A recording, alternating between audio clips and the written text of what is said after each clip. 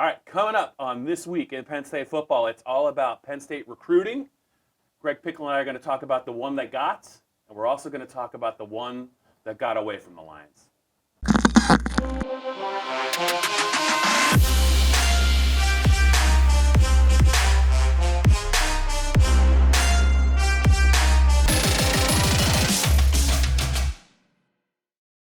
All right, Greg Pickle, good news or bad news first for Penn State football fans? I'll Where let do you wanna call go? it, Bob.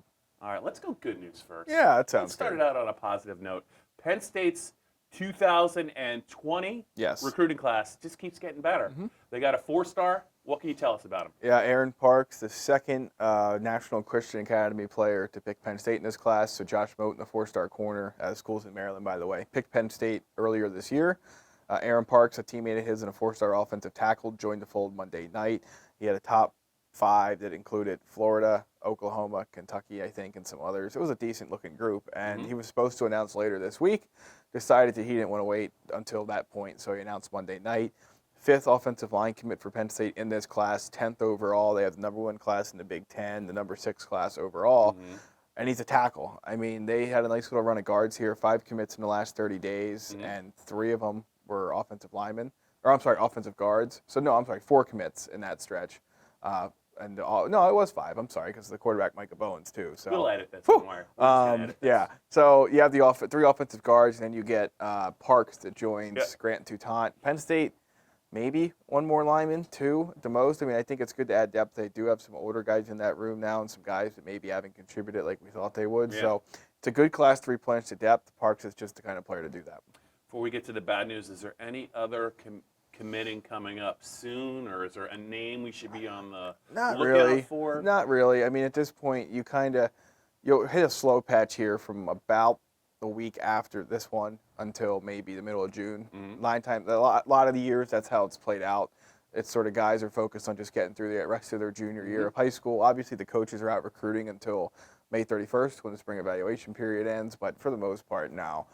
Could some pop up between now and then? Of course, but at this point, there's nobody on the docket to commit right now. Okay, look ahead to 2021.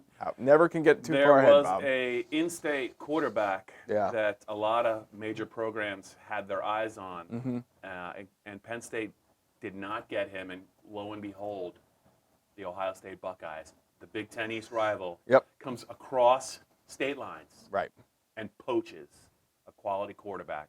How big of a loss is this for Penn State if it plays out this way? Yeah, I mean, assuming it plays out the way it looks like it will, which it'd be surprising if not. I mean, I think he just kind of fell in love in Ohio State. We're talking about Kyle McCord, of course, the 2-time Class 6A Player of the Year, at least 1 time, maybe 2.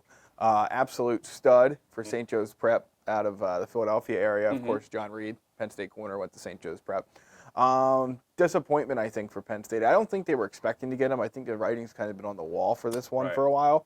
Problem is, you're probably not just going to lose out on him. You're going to probably lose out on his 5-star teammate, Marvin Harrison Jr., the son of Marvin Harrison, who also plays at St. Joe's Prep and is probably going to follow Kyle to Ohio State. So we'll see. Penn State has some time to obviously do some work here. Whenever you get 2021 kids committing, anything is possible. But for Penn State, obviously, the quarterback recruiting, they have yet to Christian Hackenberg was a 5-star, obviously, but outside of that, they've landed some good talent, and they got 2 4-stars in the last class, so they're not in worse shape in the world. And perhaps that has something to do with it for Kyle McCord. Perhaps he looks at Ohio State's roster and says, it's an easier path to the field. But I think he just fell in love with Ohio State. I don't really know if it has anything to do with competition, because you're going to have that anywhere, especially at programs that compete consistently for conference and national titles. So bummer for Penn State, no question, but I'm sure they have some other lines in the water. Yeah, and as we talk about this, there are 4 scholarship quarterbacks in Penn State's room, is that right? Yeah, Clifford, Levis. The 2 true freshmen? Right, and then there'll be a 5th, Micah Bowens, when he signs. It's class of 2020 commit from Vegas. Yeah, so, I mean, that's a pretty crowded room when things change. Right. The transfer portal is looming. Yes, it's always looming, yes. It's right somewhere, there, there it is. And you never know who's going to go up there. But, yeah, it's unfortunate, and people always think that, if you're a Pennsylvania kid, James Franklin's got to get him to go to Penn State.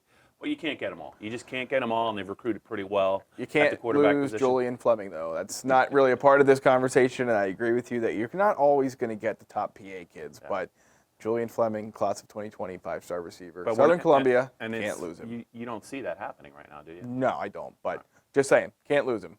All right.